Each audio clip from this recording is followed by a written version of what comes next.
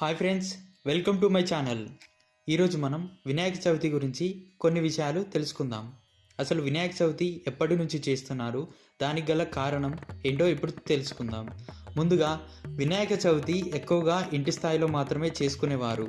1893లో బాలగంగాధర్ తిలక్ గారు బ్రిటిష్ పాలనలో ప్రజలను ఒక చోట చేర్చి ఐక్యత కలిగించడానికి సార్వజనిక వినాయకోత్సవం ప్రారంభించారు.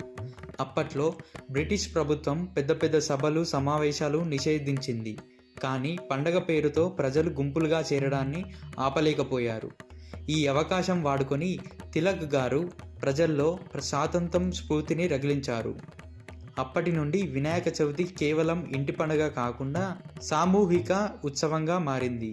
అందుకే ఈ రోజుకి కూడా గణేష్ చతుర్థి పెద్ద ఎత్తున పండగ వాతావరణంలో ఊరంతా కలిసి జరుపుకుంటారు. అయితే విఘ్నాల నివారణ కోసం గణపతి దేవుణ్ణి విఘ్నేశ్వరుడు అంటారు.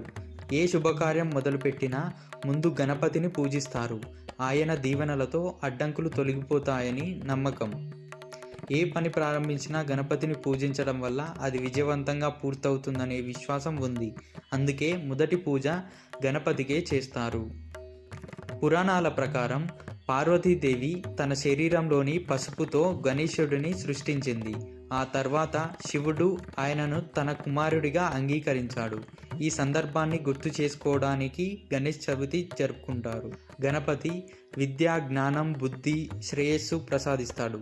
విద్యార్థులు, వ్యాపారులు, కొత్త పనులు మొదలుపెట్టేవారు ప్రత్యేకంగా పూజిస్తారు. ఈ వీడియో కనుక మీకు నచ్చినట్లయితే లైక్ చేయండి, మన ఛానల్ని సబ్స్క్రైబ్ చేసుకోండి. జై బోలో గణేష్ మహారాజ్ కి జై.